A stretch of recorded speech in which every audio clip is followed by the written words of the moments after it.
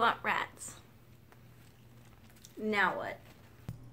Hello you guys, sorry I really forgot to record my opening. I hope you guys are all okay. I am sick, so I'm very sorry if my voice sounds weird at all, or if I forget anything. I'm just totally out of it. So yeah, I hope you guys enjoy the video. So you've decided that you really want rats, but you don't know what they need, or you don't know where to find that info, whatever. There's tons of videos though, and there are definitely some forums that you can look at to figure out exactly what you need to do. So I wrote everything down because I have a scrambled brain and I can't really remember anything worth crap. So yeah, so if I like glance down, or if I got this in my hand and you can see it, that's why. So I've also put these into little categories such as like cage, how to introduce people, males versus females, cleaning such a cage, diets, toys, you know, bringing them home, playtime, stuff like that. So we'll start off for today with a cage. So when you're thinking about getting a cage, or what kind of cage you should be getting, you definitely want to go for something big. Big. Even if you just have 2 rats. I have a Critter Nation, the double, but you can always get more than that. You can always stack on. I know some people put like 3, so like stack 3 of them on top of each other. Some people even put them like side by side and take out the middle wall, and that's a great idea too. Just keep in mind to always get something big, way bigger, so that they have time to, like, you can put a wheel in there, which they need a pretty big wheel. You need to put toys in there, climbing things, stuff like that. Rats need a lot of vertical space, so you don't really need a flight cage or anything like that. You need something that's tall, that you're gonna have room, that they're gonna have room to climb up and down. They like to be in high up spots, so if you can get like hammocks, things like that, they need to be able to get up to it. It's very nice for them to be climbing and doing things of that sort. You can get ladders, stuff like that. Bird toys work a lot. Make sure when you're thinking about your cage, you should probably be going for fleece bedding or something of that sort. Nothing that has cedar in it, like nothing like that. Nothing that will dust easy, I guess. So no wood chippings, nothing of that sort. You don't want that. You want to stay away from that because it can give them like different problems, different breathing issues, stuff like that. So you just want to stay away from it. I use fleece bedding and I've been using it for a while. I believe I haven't used actual bedding for a rat since I was like a kid, because I've always had them like growing up. So just stay clear of that if you can. If you really need to get bedding, try to get something like Yesterday's News maybe, but even that might be a little too dusty. But something that's not dusty, just try to stay away from that type of thing. So on to how many you have. So you should probably always get at least 2 when you get them. If you're getting 2 boys, make sure they do get along. If they're not getting along or anything like that, they may need to be fixed or something of that sort. If they really do not get along, you can always separate them, get a second cage, and let them like play during playtime, but not be territorial, I guess. I've always had females, so I'm not really that great of a help with male rats or anything like that. So I might not be the best to ask about that. All I know is that females, I have never had an issue with females getting along. They've always done really well together. If you already have 1 rat and you want to get a second rat, I would definitely say keep them in separate cages. Make sure both cages are okay for both of them, you know? And leave them apart, but leave them kind of close enough that they can smell each other but not go crazy or pull each other through the bars or nothing like that. But definitely that they're close enough to smell each other.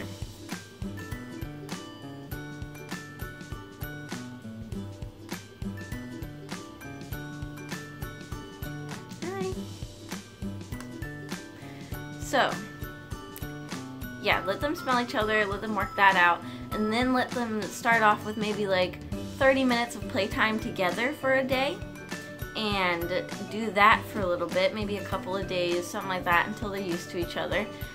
Move it up by 30-minute increments, maybe every 2 days or every day, depending on how well they're getting along. So if they're getting along like great, then just keep moving forward with it. But do not throw them into the same cage together right away. That can cause so many issues, especially if one is territorial or mean or anything like that. You know, you just want to stay away, make sure neither of them get hurt. You pee on me? You pee on me? Hi.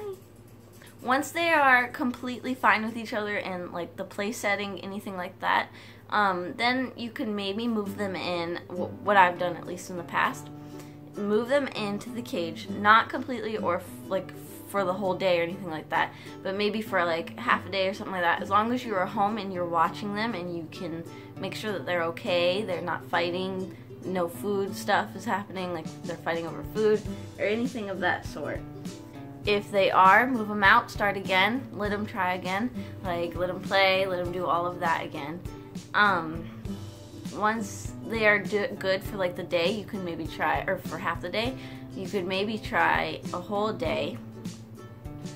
So once they're okay, I would always keep an eye on them once they're in the cage and they've been in the cage or something like that. Keep an eye on them, make sure you're awake during all hours. So like keep them in for the whole day if you're home for the weekend, something like that, or if you're off from school, anything like that. Stay home, watch them for the day, and then move them back to their separate cages, and then try again the next day. But most likely, if they're females, they won't have too much of an issue.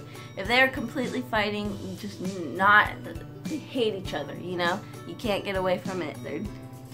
They're done. Don't keep forcing them. Keep them in separate cages, still love them. If you have to, rehome the second one. But make sure they always get a good home, you know? Okay. Now we're gonna talk about male and female. I already brushed up on it a little bit, but still. Females are very active, as you see. She doesn't want to snuggle me right now. She wants to run around. She wants to see everything right now. She wants to do all of that. I mean, she's sticking close by me because she knows that I'm, you know, her friend or whatever. But she's not gonna want to cuddle me or anything like that, sit still. She wants to run around and let all of her energy out and just do everything that she loves to do. And that's fine by me. I'm fine with that. I know that they still love me and they know that I love them. But females are definitely more excited, hyper. They don't really, they love you, but they don't want much to do with you, if you know what I mean. They want to do their own thing. Males, from what I've heard, are much more cuddly. They want to spend time with you.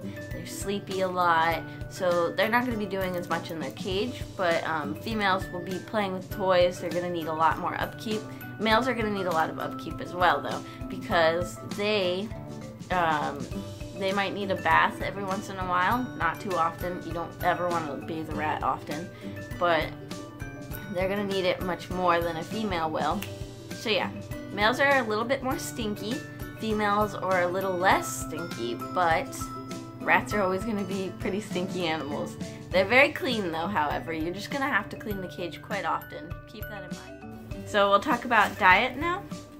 And for most people feed them lab blocks, and I do as well. Lab blocks are very good. They're packed with everything they mostly need, but they are going to need occasional veggies, you know, treats, stuff like that, very occasionally, but still, fun things. Rats can eat quite a bit of different things. I will have a list pop up here that will show you everything that they can and can't eat, and I'll also link down below to a website that will tell you everything that they can and can't eat. So you can just check on that anytime that you have no idea, you know, something like that. You're like, oh, I want to give them a treat, you know? Can they eat this though? Always Google it. And of course, you're going to always want to make sure that they have water bottles. I try to keep at least one on each floor. And then it's always good sometimes to have 2 water bottles for you know, each cage, I guess you would say. Especially if you have a really tall cage and they're going to be climbing up and down. You might want to put one down at the bottom level and one at the top level or something of that sort. That's what I used to do when I had my ferret cage. I used to keep one on the top level and one on the bottom level because it was a lot of climbing and I don't want to make them go all the way down just for, you know, a water. Toys. Toys. The fun part. You always want to make sure that they have a lot of chews, hammocks, treats. Make sure they have a wheel, especially if you're not going to be like taking them out for 2 hours a day, you know, stuff like that. I have a wheel in each part, the bottom and the top part. If you've seen my Halloween cage tour, you probably would have seen there's 2 in there. So always make sure that they have some way to take out their energy if you're not going to be around, you know. You always want to put in a lot of climbs, which I said it before. Also, my throat is dead. Water. So yeah, you're gonna always want to put some climbs in there. You can get stuff at the dollar store that you can zip tie to the sides. I use these little baskets and I use these little baskets, and then you can zip lock them to the sides of the cage, and it makes it easier for them to jump, crawl around from each place to another. They're very fun to watch them too on them. You're gonna want some hideys. Some people choose to have like a lot of hideys in their cage.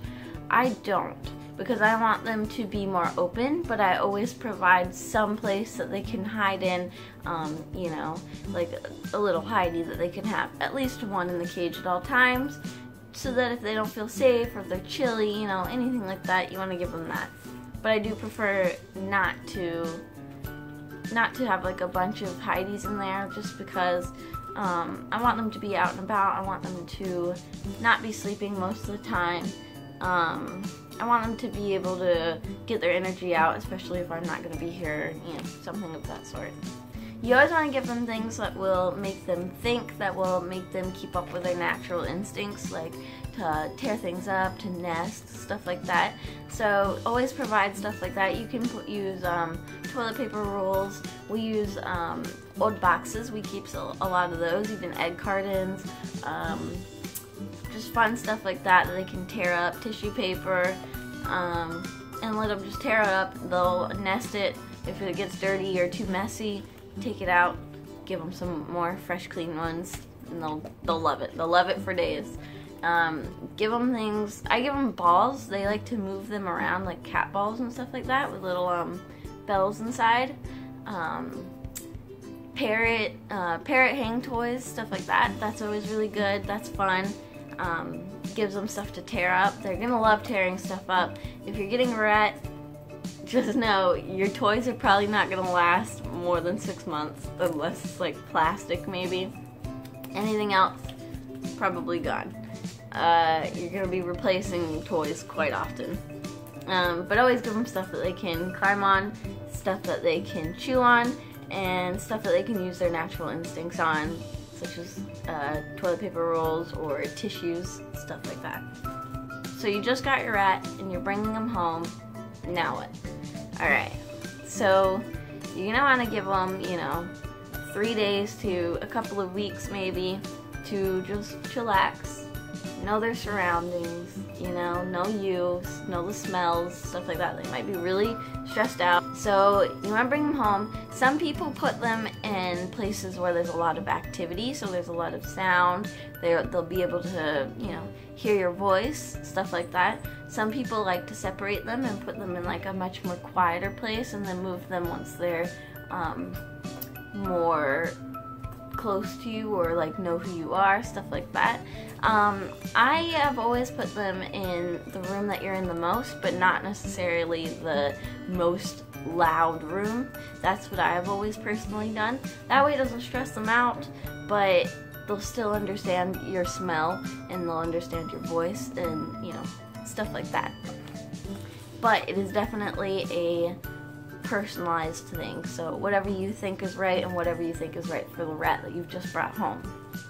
You can, to get them to understand you more or know you better, you can give them some treats. Never feed through the bars. Do not feed through bars, or you will have rats that will bite you through the bars. So always open up the door and, you know, maybe hold in your hand like this with a treat, and let them come to you, and they'll grab it, you know? Let them take their time to know who you are. You can call their names, you can make little like stuff like that noises, you know? Like, all of my rats respond to that pretty well. They know the, you know, stuff like that. They also know their names pretty well, but I have like a higher voice when I do it, so it might be the pitch, but I don't know. You can call to them very sweetly, very softly, and they might like come to like that, and they might even recognize your voice as a treat, you know, 'cause since you're giving them a treat, when you're calling their name or making a sound, they'll associate you with good things. Never rip your rat out of the cage. Always like let them come out first, you know, maybe practice letting them run up your arm first. Something small, little, bit by bit, you know. Never just rip them out. You don't want to do that. Don't do that. Playtime. So what you want to do is get a closed off area which you could use as a play area. I typically use the bathroom, and I put a baby gate or cardboard, something like that, in front of the door so that they can't hop over it and they can't get, you know, through it, of course. Bathrooms work really well. The tile is super easy to clean if they accidentally have like an accident or anything like that. So that's always good to have. Your bedroom is okay as long as it is, you know, rat proof. You don't want to have wires around. You don't want to have places where they can get under things like dressers, stuff like that. You don't want them to be able to get under anything where you might not get them back if you don't fully trust your rat or anything like that. Nothing that they can chew on, because they will ruin stuff really quickly, especially during playtime. So bathrooms are probably what I would recommend the most, but you get the gist. Once you have closed off this area, that way they can't get out or get in trouble or anything like that, because they're very mischievous. But after you've done that, lay down some extra toys, not toys that you really have in the cage. You can add some, but I like to use toys that they don't see often. That way it's much more exciting, stuff that they haven't seen, you know? Maybe get like a separate box for playtime toys, you know, stuff like that. So I'll lay down that. I'll bring out like a litter pan, you know, some treats, boxes, toys, fun stuff, and just let them run around. You can sit there with them. It'll help them get used to you, especially if you have a new rat or anything like that. And I usually do this for an hour to 2 hours, depends on how like jittery they get. If they're like super crazy and I need to wear them out, definitely 2 hours works, but an hour is perfectly fine. An hour a day is good. So you definitely want to give them a lot of time outside of the cage to get their energy out, you know? So you can chillax while you're playing with them too, if you get bored or anything like that. Though it's not very boring. Like, they're pretty entertaining creatures. They do some weird stuff and they're very goofy. My girls have always been goofy, at least.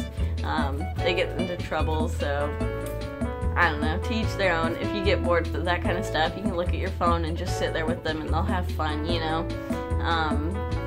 Any of that, make it your own, you know? So if you liked that video, go ahead and hit that like button. If you disliked it, hit that dislike button. If you liked this and you want to see more content like this, go ahead and hit that subscribe button. I hope you liked this video, and goodbye.